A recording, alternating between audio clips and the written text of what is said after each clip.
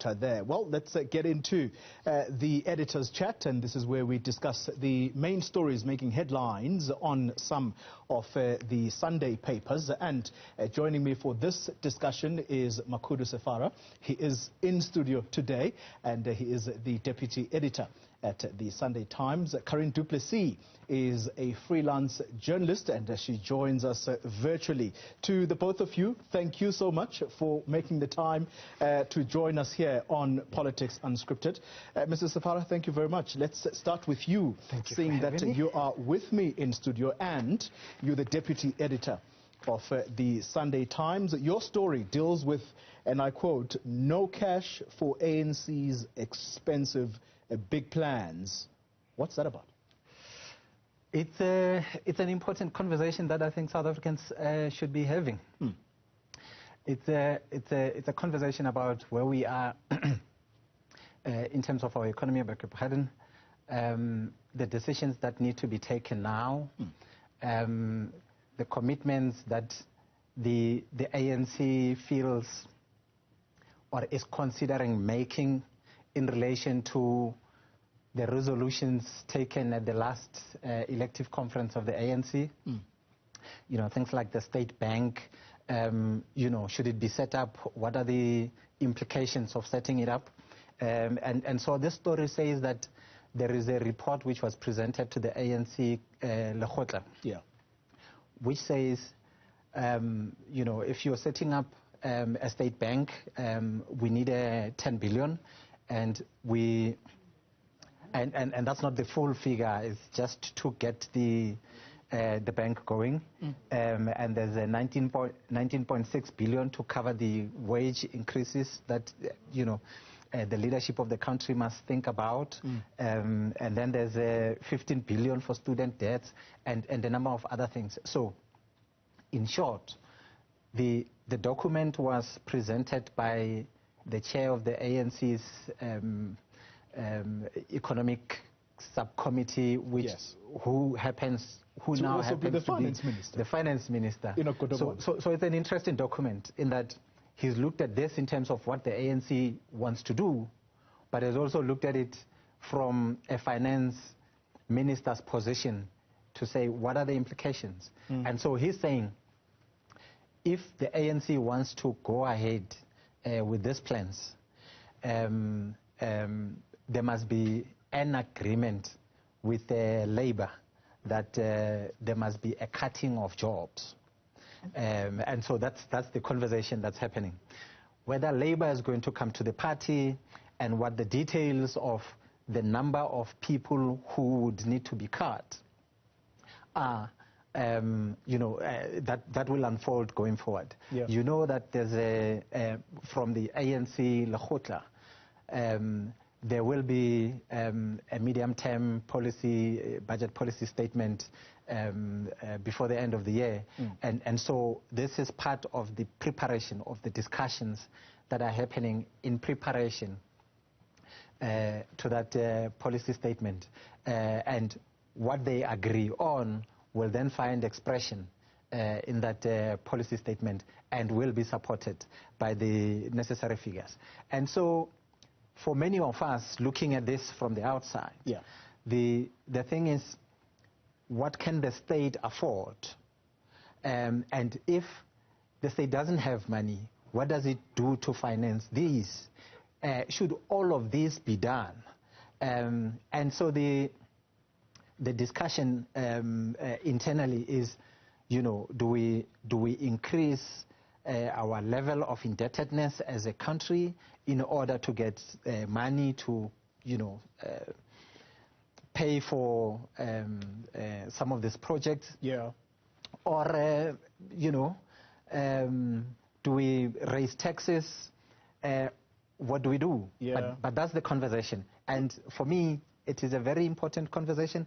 We have been saying COVID, important as it is, and its implications to our economy considered, has somewhat distracted us from the main conversation about what to do with our own economy, which economy was in junk status even ahead of COVID. And now that's the thing that we need to sort. And this document places that conversation front and center of South African dialogue. Carien du Plessis, you join us on the virtual platform, weighing into the very same story that is being run by the Sunday Times. I see you wrestling with your dog there. Talk to us about... Yeah, they were fine until now. Dog sitting. I think they anticipated that this discussion would take place anytime soon.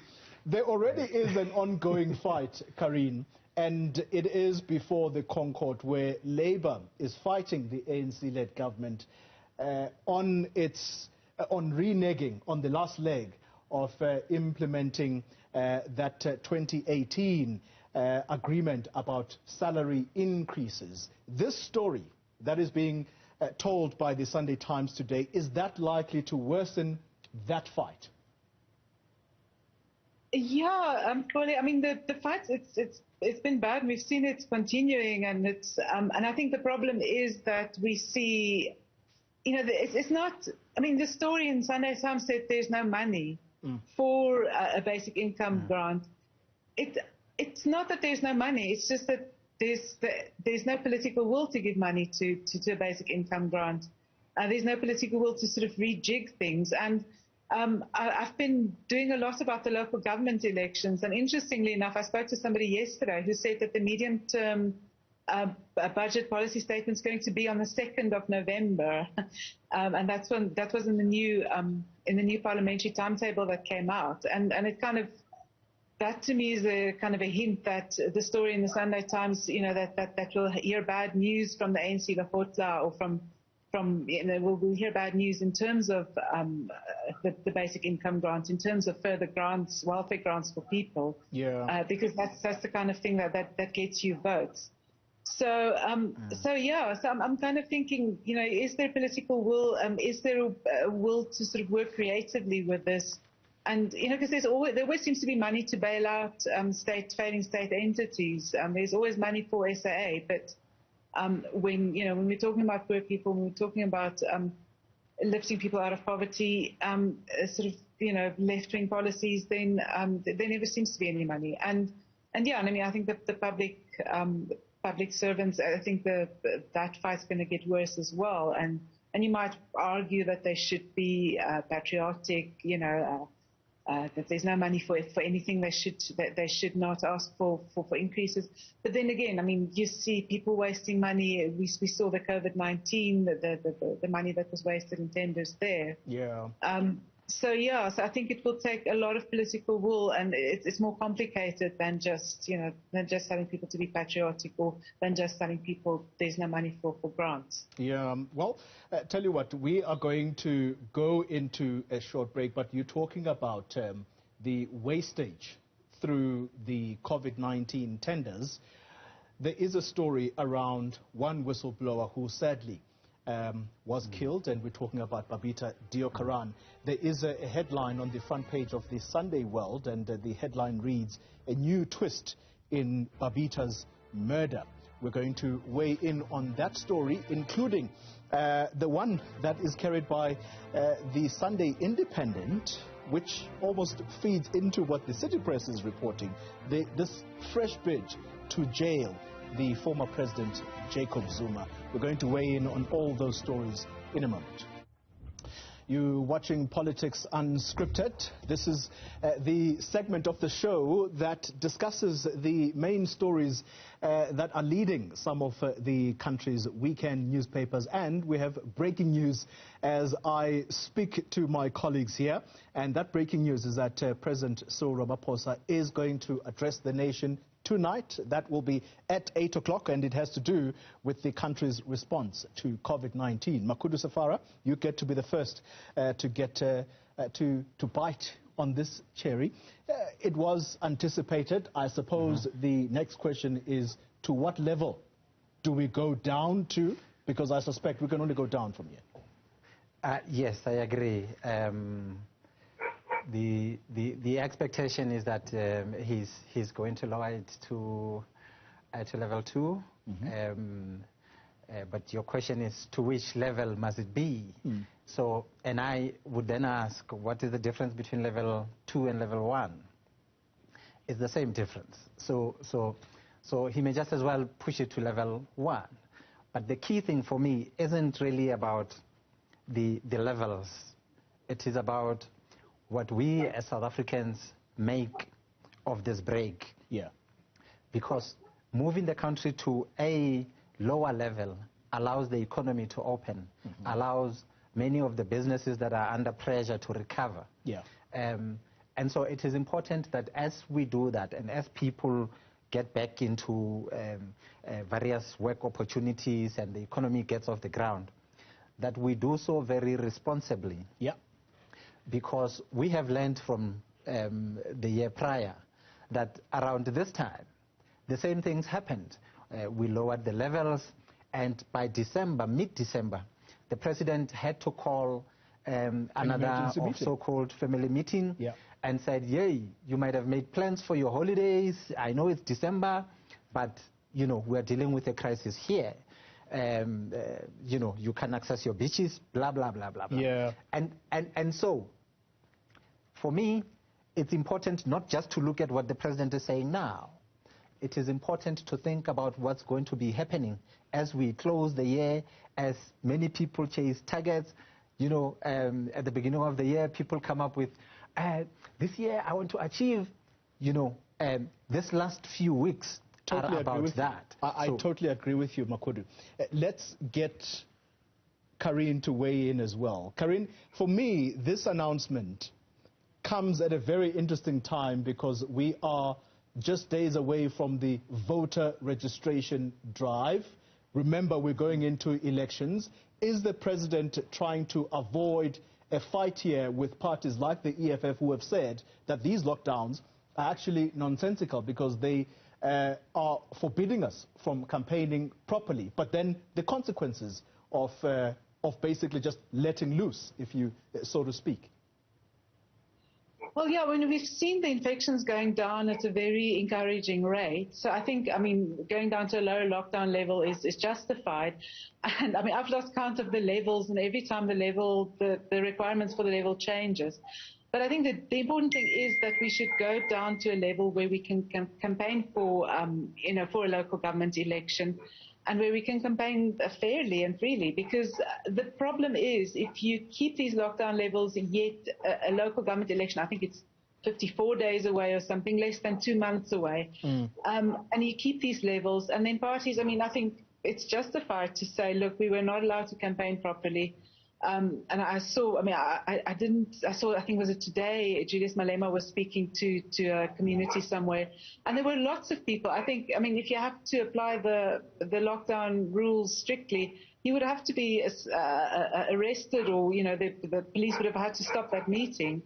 So I think in order to avoid things like that, in order to avoid arguments and debates about it, I think the president will have to drop the lockdown levels. The upside in December, this December, in comparison to the last December, is that we'll have, I saw forecasts of 70% of the population vaccinated. Yep. And I think that's one of the great success stories, which, and one of the great feel-good stories, which I'm not sure if we can report about it enough and feel good enough about it. And that means fewer people will die. I'm sorry, these dogs keep on barking every time you speak to me. I don't know why. Don't worry about it. We can hear you clearly. Nonetheless, they are very much part of this discussion. Let's bring it back to studio. Let's bring it back to you, Makhudu. And it's one story that is linked to COVID-19, but not a good one, unfortunately, as we segue from what Carien was saying, the story of Babita Deokaran. This is the acting chief financial officer in the Gauteng Health Department, who was basically assassinated. And today, the Sunday World is reporting about a new twist in her murder, and this has to do with WhatsApp conversations just days before the health official's execution, and it lays bare her worst fears. Yeah, it's a terrible turn of events. I mean, the WhatsApp conversations are about her fears that if she's talking to the CFO in the department in the WhatsApp from what I could make. So she says, if we stop the payments to these people linked to Tembisa Hospital, will they not be then alerted that we are onto something and our lives could be in danger? And the CFO promises to do something, and you know, it's a cordial conversation that they have. Yeah. But it's something that says that she had an idea, even in the period leading to her own killing, that her own life could be at risk because of the decisions that they are taking. Yeah. Now, it's something that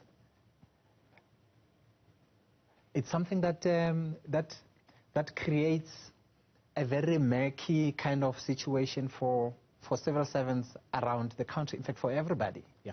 Who are like people who are involved in the fight against crime.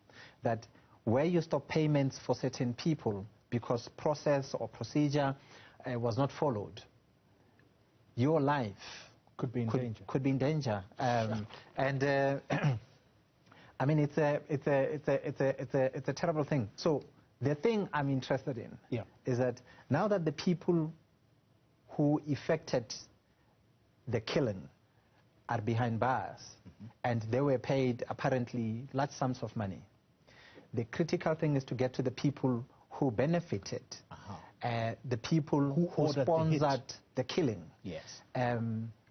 What tender is this? Who are these people? Because if you deal with the guys who get sent, and don't deal with the guys who sponsored, who paid, you're not solving a problem, because you know these ones are dispensable. A secondary story in the same paper at the bottom talks about how much it costs to get a hitman. And they're saying Inkabi in KZN, you know, can cost you something like 500 rand. Can you imagine? Human life. Someone's life. You know, Babita, a mother to a 16-year-old, who today, as we speak, says, but this work that my mother did, and now I have no mother because somebody paid and we're not getting to the payer. That's a problem. Yeah. To the two of you, can I thank you very much for your participation. Makhudu Sefara, Deputy Editor of the Sunday Times. Carien du Plessis, thanks indeed for your participation. And please also thank those little people that were parked. You can't exclude them. Thank you very much. No, I'll tell them next